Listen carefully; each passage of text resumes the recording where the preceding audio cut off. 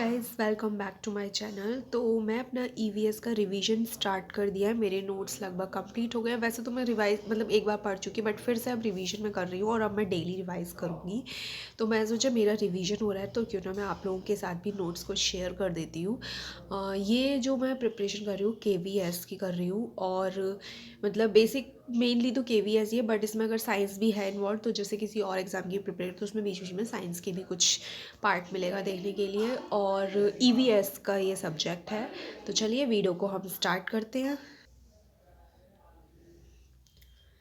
NCF 2005 के अनुसार 3 से 5 तक के पर्यावरण अध्ययन की 6 थीम्स में डिवाइड किया गया है। पर्यावरण अध्ययन को जो ईवीएस है उसको एनसीएफ 2005 के अकॉर्डिंग कितनी थीम्स में डिवाइड किया गया है? 6 थीम्स। कौन कौन सी हैं वो? परिवार एवं मित्र, फैमिली एंड फ्रेंड्स, भोजन फूड, पानी यानी कि वाटर, आवास हैबिटाट, यात्रा ट्रैवल, चीज़ें जो हम बनाते और करते हैं, things we make and do.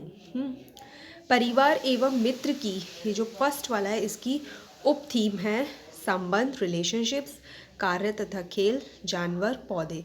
सिर्फ और सिर्फ ये जो फर्स्ट वाला है इसकी ही उप थीम है। ये 4 उप थीम है, रिलेशनशिप्स, कार्य तथा खेल, जानवर और पौधे। तो सबसे इम्पॉर्टेंट होता है स्तनधारी, यानी कि हम मैमल्स को कहते हैं। तो जिसमें कि हमारे इसमें फुल नोट्स नहीं है, थोड़े थोड़े हैं। तो मैमल्स वो होते हैं जो इसमें शरीर पे जिनके बाल होते हैं, बाहरी कान होते हैं, और जो बेबी को बर्थ करते हैं, तो वो सब मैमल्स में आते हैं। तो जैसे मैंने वो लिखा है जिसमें हमें कन्फ्यूजन होता है कि चमगादड़ है कि नहीं है मैमल। तो जो चमगादड़ है वो मैमल होती है, और जो वेल मछली होती है वो भी मैमल होती है। यहाँ पे मैंने लिख रखा है कि Arihant page number 23 learn it, इसमें और उसके करेक्टरिस्टिक्स भी हैं। मैंने इसलिए लिखे थे क्योंकि वो मुझे पता थे और वो मुझे याद भी है। तो मैंने बस वो लिखा था जिसमें कन्फ्यूजन होता है। चमगादड़ क्या है? मैमल है, और वेल मछली भी। सरीसृप यानी कि रेप्टाइल्स, जो सभी रेंग कर चलते हैं उन सबको हम रेप्टाइल्स बोलते हैं। मेरा पेन गिर गया नीचे, एक सेकेंड। हाँ, तो जो सभी रेंग कर चलते हैं, जैसे सांप, छिपकली, कछुआ, घड़ियाल, मगरमच्छ, ट्विट्रा, ये सब। ठीक है, घड़ियाल को हम एलिगेटर बोलते हैं, कछुए को हम टोर्टोइस बोलते हैं। ये बहुत इंपॉर्टेंट है। ये सब तो चलो हमें पता थे, जो ही पता था, मगरमच्छ पता। सबसे इम्पोर्टेंट ट्विट्रा, ट्विट्रा अगर आई तो ये भी हमारा कैसा है? रेप्टाइल है, टाइल, ट्विट्रा टाइल, ऐसे ध्यान रखना है। नेक्स्ट पेज टर्न करते हैं। यहाँ पे मैंने सारे जो भी इंसेक्ट्स हैं उनके नाम लिख रखे हैं, कि कभी कभी आता है एग्ज़ाम में कि इसमें से हमें बताना होता है कि इंसेक्ट कौन सा है। तो मैं इंग्लिश में पढ़ रही हूँ, इसके सामने हिंदी का भी लिख रखा है। हाउस फ्लाई यानी कि मक्खी, मॉस्किटो मच्छर, हनी बी, पहले इंग्लिश में पढ़ लेते हैं फिर हिंदी में पढ़ेंगे। House fly, mosquito, honey bee, butterfly, ant, wasp यानी कि ततैया, क्रिकेट, झींगुर, मुझे तो अब पता चला कि झींगुर को क्रिकेट बोलते हैं। क्रिकेट, झींगुर, termite, spider, grass hopper, cockroach, caterpillar and Scorpio. तो जैसे ये सारे हैं एग्जाम्पल्स इंसेक्ट्स। अगर वहाँ पे हमसे पूछते हैं क्रिकेट डिज़ाइन क्या है, हम इंसेक्ट है, रेप्टाइल है, क्या है, तो क्रिकेट इज़ एन इंसेक्ट, एक कीड़ा है क्रिकेट का, ऐसे ध्यान रख सकते हैं। वास्प, आंट, ठीक है। नेक्स्ट है पैरासिटिज्म। पैरासिटिज्म क्या होता है? तो चलो इसे देखते हैं। वह जीव जो किसी अन्य जीव पे आधारित या आश्रित होता है और उनके अपना फ़ायदा उठाते हैं। वो जो दूसरों पे डिपेंड होते हैं और अपना फ़ायदा देखते हैं। बेसिकली मेन ये पैरा दूसरों पे, ठीक है। और जिन पर ये आश्रित होते हैं उन्हें नुकसान भी पहुंचाते हैं। अपना फ़ायदा, दूसरे को नुकसान, पैरासिटिज्म। एक को फ़ायदा और दूसरे को नुकसान, नोन एज पैरासिटिज्म। ठीक है, मैंने एक एक चीज़ लिखी है यहाँ पे। ये अपना भोजन अन्य जीवों के द्वारा पचाए गए भोजन से प्राप्त करते हैं। अब इनको फूड कहाँ से मिलता है? जो और जीव होते हैं पचाए गए, जो उनका भोजन होता है उससे प्राप्त करते हैं, अदर एनिमल्स वगैरह से। दे मे बी यूनिसेलुलर और मल्टी सेलुलर। ये यूनिसेलुलर यानी कि एक सेल वाले भी हो सकते हैं, और मल्टी सेलुलर यानी कि कई सारी सेल्स भी वाला भी हो सकते हैं। एग्जाम्पल्स देखते हैं। देखो, राउंड वॉर्म हमारा पैरासिटिज्म है, टेप वॉर्म हमारा पैरासिटिज्म है, और यहाँ पे ये लाइज है और एंट अमीबा है, एक सेकेंड, मलेरिया है, अमरबेल है, कैस्क्यूटब जिसे हम बोलते हैं। तो ये सारे एग्जाम्पल्स पैरासिटिज्म के हैं। देखो मैंने एक नोट्स करके ऐसे लिख लिया है, एक को फ़ायदा दूसरे को नुकसान, पैरासाइट, या इससे हम बहुत कन्फ्यूजन भी होता है। दोनों को फ़ायदा, सिम्बियोसिस, ऐसे ध्यान रखना, सिम्बियोसिस मतलब जोड़ना, दोनों को फ़ायदा सिम्बियोसिस, बट डिपेंड दोनों में होता है, निर्भर दोनों में ही होते हैं, बट पैरासिटिज्म में नुकसान होता है, सिम्बियोसिस वाले में एक को, दोनों को फ़ायदा होता है। ठीक है, तो सिम्बियोसिस का थोड़ा डिटेल्ड में भी है, तो चलो देखते हैं।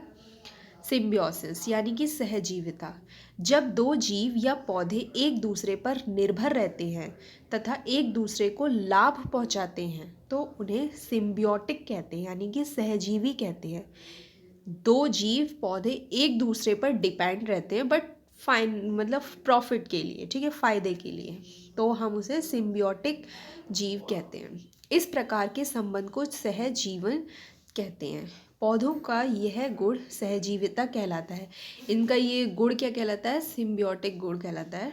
कौन कौन से होते हैं? मटर का पौधा जो होता है वो, राइजोबियम, लाइकेन, एल्गी, फफूंदी, एंड भैंस के ऊपर जो बगुला बैठा होता है वो भी एक सिम्बियोटिक का ही एग्जाम्पल है।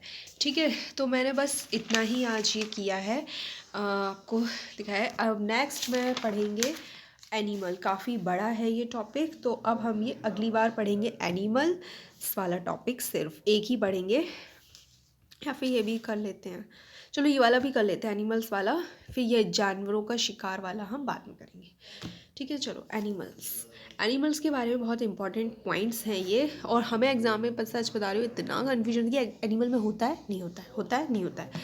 तो चलो देखते हैं। जानवरों की खाल पर जो डिज़ाइन होते हैं वह उनके बालों के रंग के कारण होते हैं।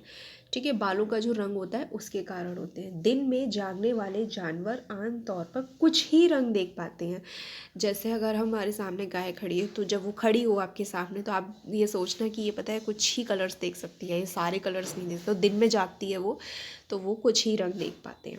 रात में जागने वाले जानवर हर चीज़ को सफ़ेद और काले रंग के ही दिखते हैं उन्हें, मतलब जो रात में जगते हैं जैसे उल्लू वगैरह, तो उनको सिर्फ ब्लैक एंड वाइट, जैसे पहले ब्लैक एंड वाइट टीवी आता था ऐसे ही ब्लैक एंड वाइट दो ही कलर्स दिखते हैं। ठीक है, रात में टीवी देखते हैं, ऐसे ध्यान रखना, रात में टीवी देखते हैं, रात में ब्लैक एंड वाइट जानवर को रंग दिखते हैं। बहुत से जानवर किसी खास मौसम में लंबी गहरी नींद में चले जाते हैं, जैसे छिपकली। हाँ सही बात है, गर्मियों में पता नहीं कहाँ से आ जाती है, और अभी मेरे कमरे में भी बैठी हुई है। चलो कोई नहीं, छिपकली। कुछ जानवर तूफान या भूकंप आने से कुछ समय पहले अजीब हरकतें करने लगते हैं। जंगलों में रहने वाले लोग समझ जाते हैं कि कुछ बुरा होने वाला है, मतलब अजीब सी हरकत करते हैं, फिर जो लोग रहते हैं वो समझ जाते हैं कि कुछ ना कुछ मतलब होने वाला है, कुछ भूकंप वगैरह आने वाला है। जानवरों में देखने, सुनने और महसूस करने की शक्ति होती है, मतलब सी, हियर, फील। ठीक है, अगर जानवर देख सकता भी है, सुन भी सकता है, ऐसा मत समझो वो सुन नहीं सकता, वो फील भी कर सकता है, महसूस भी करता है। हम उसे प्यार करते हैं तो समझ जाता है कि हाँ ये हमें प्यार कर रहे हैं, डांटते हैं तो वो समझ जाते हैं डांट रहे हैं। वैज्ञानिकों को मानना है कि कई जानवरों की अपनी पूरी भाषा भी होती है, लैंग्वेज भी होती है। एनिमल्स हैव ऑल्सो लैंग्वेज, ऐसा वैज्ञानिकों का मानना है। तो अगर ये ऑप्शन में है कि वैज्ञानिकों के अनुसार एनिमल्स की भाषा होती है, तो ये करेक्ट यस होती है। जिन जानवरों के कान बड़े होते हैं उनकी सुनने की क्षमता अधिक होती है, यस। जिनके बड़े कान उनकी सुनने की क्षमता अधिक, उनके छोटे उनकी छोटी। हाथी को कान के पीछे रखकर आवाज़ ज़्यादा सुनाई देती है। हाथी को अगर हम कान के पीछे ऐसे करेंगे तो उसको आवाज़ ज़्यादा सुनाई देगी। तो ये था आज की वीडियो, और बस आज के वीडियो में इतना ही। अब हम नेक्स्ट वीडियो में कवर करेंगे। आपको वीडियो अच्छी लगी हो तो प्लीज़ लाइक कर देना, शेयर कर देना और चैनल को सब्सक्राइब कर दीजिएगा। Thank you for watching. और मैं KVS की जो EVS में जो भी टॉपिक्स आते हैं मैं कोशिश करूँगी मैं वो कवर करूँ, NCERT वगैरह सारा। So yes, thank you for watching.